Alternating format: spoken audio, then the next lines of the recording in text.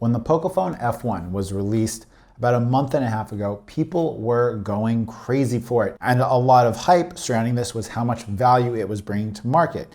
Now hold that thought, because the Google Pixel 2 was last year's best camera smartphone. And the Google Pixel 3 came out this year with the Sony IMX363 sensor. It just so happens to be the same camera sensor that's in the Pocophone F1.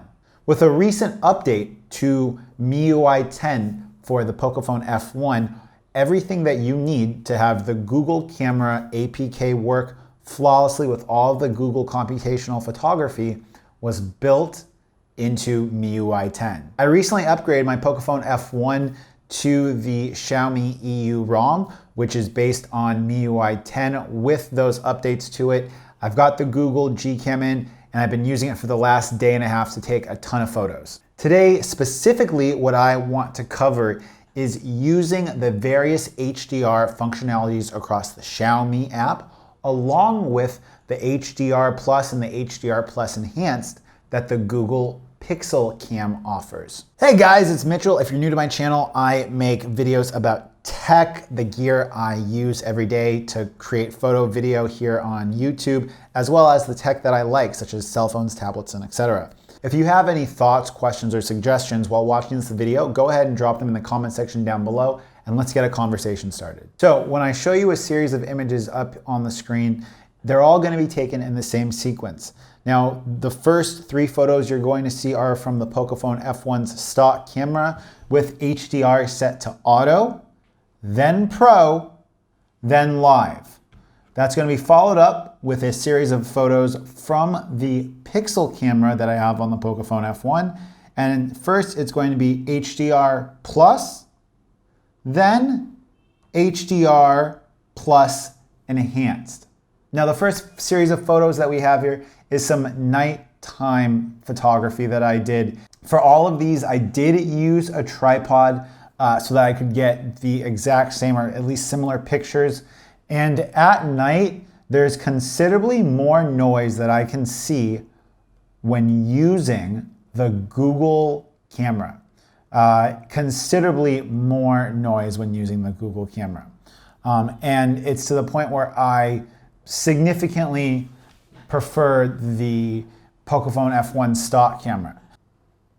When we look at the pictures, there's probably the most detail that I see, at least at these really low light nighttime photos, on the HDR Pro mode or HDR Auto of the Pocophone F1.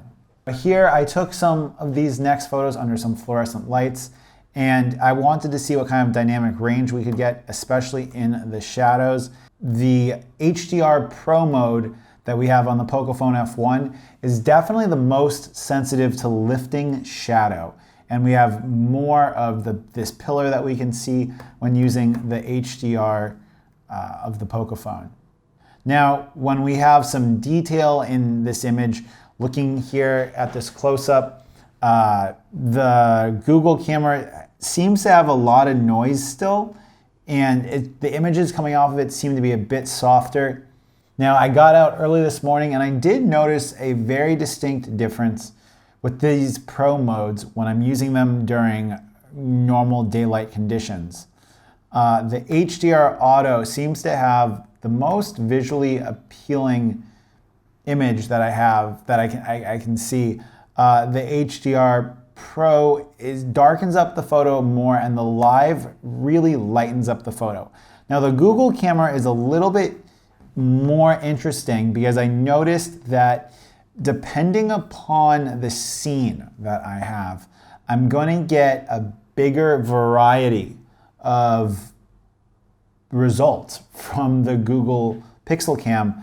And I would assume a fair amount of that has to do with the computational aspect of it. I'll show you this next picture of a roundabout here from the top of my apartment.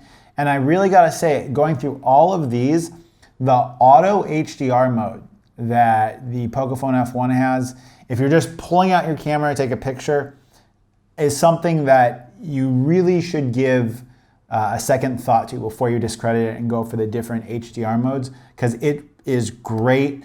I did notice some odd color shifting in the HDR Pro and HDR Live aspects of the Pocophone. And back to showing you these examples of the roundabout. The Pixel has the darkest and the most muted greens in it. And this is personal preference, but coming from someone with more than 12 years of photography experience, I'm not necessarily always happy with the Google photos every time. One thing I consistently noticed on the daytime photos I took was the Pixel photos were repeatedly more darker with more contrast. As a creative professional, I generally, if I'm sharing something, an image that I care enough about to frame up, I'll probably edit it in Snapseed. Having the flatter, more log look in the photos gives you a little bit more information to edit with. Talking about how this camera can now shoot RAW files is something I'll do a whole other video on. But I think one of the best photos I took that illustrates some of the more unique differences between these is this reflection photo I have. The first photo, again, is HDR Auto, and I'm really happy with the color. The color in the HDR Pro mode is kind of odd, and the Google Pixel camera doesn't give me enough to justify the lag that I have when using it. Now here is the next series of photos I took just of a street here in Hanoi walking to work. And if you have more questions about what it's like to live in a socialist communist country as an American, go ahead and click up here, and it's my other YouTube channel. But I want you to pay attention to the shadow and the detail that we have in the leaves here, because there is definitely an advantage to the Pocophone over the Google cameras. And this was doing nothing more than pulling the camera out of my pocket.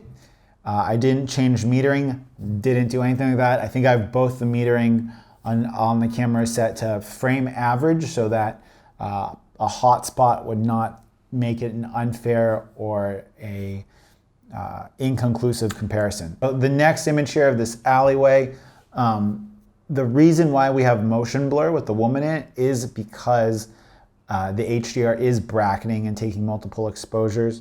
And I think this is a good place to go ahead and end this video and give you guys some conclusions about what my findings were testing the HDR functionality of these two cameras.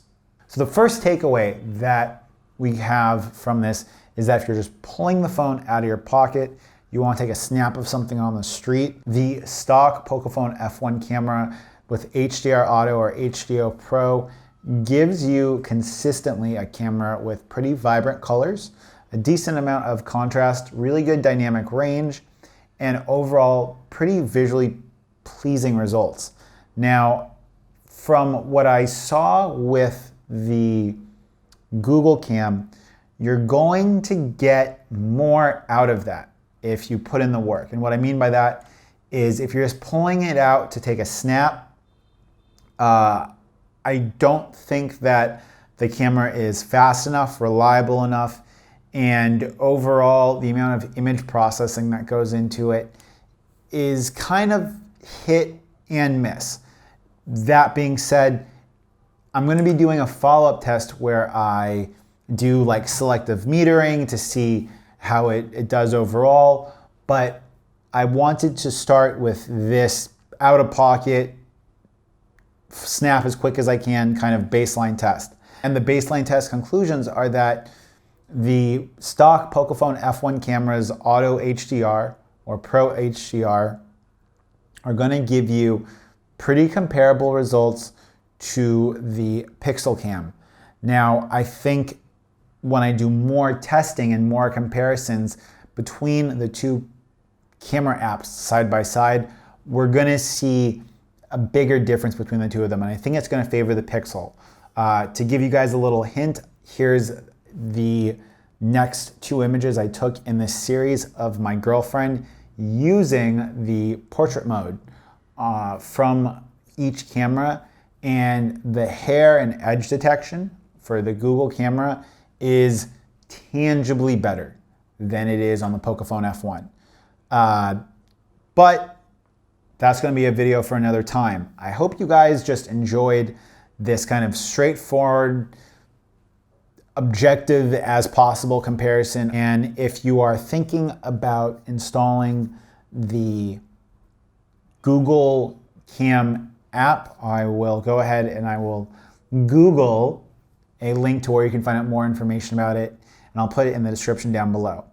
As I said before, if you guys have more questions about living in Hanoi, Vietnam, or being an expat abroad, I'll go ahead and I will link you to that channel up here. Over down here on the left-hand side of the screen, you will see some more videos that I have about Xiaomi products. And if you guys want to see more videos about all the Xiaomi products that I have, go ahead and let me know in the comment section down below. Until next time, it's been Mitchell. Peace.